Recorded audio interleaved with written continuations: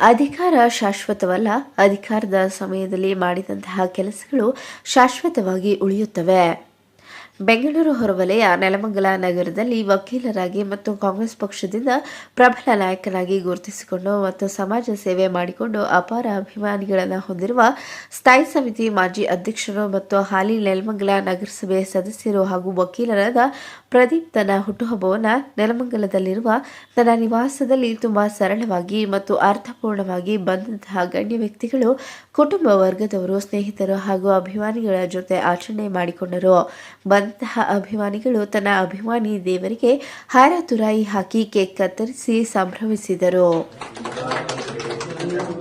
ನಂತರ ಮಾಧ್ಯಮದ ಜೊತೆ ಮಾತನಾಡಿದ ಅಭಿಮಾನಿ ಸ್ಥಾಯಿ ಸಮಿತಿಯ ಮಾಜಿ ಅಧ್ಯಕ್ಷರು ಮತ್ತು ಹಾಲಿ ನೆಲಮಂಗಲ ನಗರಸಭೆ ಸದಸ್ಯರು ಹಾಗೂ ವಕೀಲರಾದ ಪ್ರದೀಪ್ ತುಂಬಾ ಸರಳ ವ್ಯಕ್ತಿತ್ವವುಳ್ಳವರು. ಇವರಿಗೆ ದೇವರು ಎಲ್ಲವನ್ನ ಕೊಟ್ಟಿದ್ದಾನೆ. ಇನ್ನು ಯಥೇಚ್ಛವಾಗಿ ರಾಜಕೀಯದಲ್ಲಿ ಬೆಳೆಯಲಿ. ಅವರಿಗೆ ಯಾವುದೇ ಆಸೆ ಆಕಾಂಕ್ಷೆಗಳು ಇಲ್ಲ.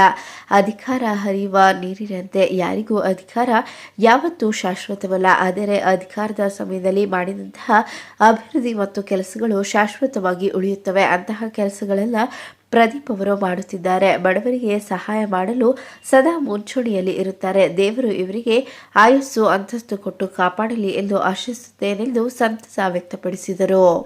ಅವರು ಬಂದ್ಬಿಟ್ಟು ನಮ್ಮ ತುಂಬ ಗೆಳತಿನಿಂದ ಬೆಳೆದಿದ್ದವ್ರು ನಾವು ಇಲ್ಲೇ ಲೋಕಲಲ್ಲೇ. ಅವರು ನೆಲಮಂಗಲ ಸ್ಥಾಯಿ ಸಮಿತಿ ಅಧ್ಯಕ್ಷ ಆದರು ಮತ್ತು ನೆಲಮಂಗಲ ನಗರಸಭೆ ಸದಸ್ಯರಾಗಿದ್ದಾರೆ. ಅದರಿಂದ ನಮ್ಮ ನೆಲಮಂಗಲ ಆಟೋ ಸ್ಟ್ಯಾಂಡಿಂದ ಕೆಂಪೇಗೌಡ ಆಟೋ ನಿಲ್ದಾಣದಿಂದ ಅವರಿಗೆ ಶುಭ ಕೋರಲು ಅವ್ರು ಹುಟ್ಟಿದಬ್ಬದ ಸಂದರ್ಭವಾಗಿ ನಾವು ಅವ್ರಿಗೆ ಶುಭಾಶಯ ಕೋರ್ತೀವಿ. ಸರಳವಾಗಿ ಒಂದು ಹುಟ್ಟುಹಬ್ಬವನ್ನು ಆಚರಣೆ ಮಾಡ್ಕೋತಾ ಇದ್ದಾರೆ. ಹೌದು ಅವರು ಸರಳ ಜೀವಿ. ಆದ್ದರಿಂದ ಅವ್ರ ಸರಳತೆಯೇ ನಮಗೆ ತುಂಬ ಇಷ್ಟ ಆಗಿರೋದು. ಅದರಿಂದ ಬಂದು ನಾವು ಅವ್ರಿಗೆ ಶುಭಾಶಯ ಕೋರಿದ್ದೀವಿ. ಮೊಹಮ್ಮದ್ ಅಲೀಂ, ಚಾಮುಂಡಿ ನ್ಯೂಸ್, ನೆಲಮಂಗಲ.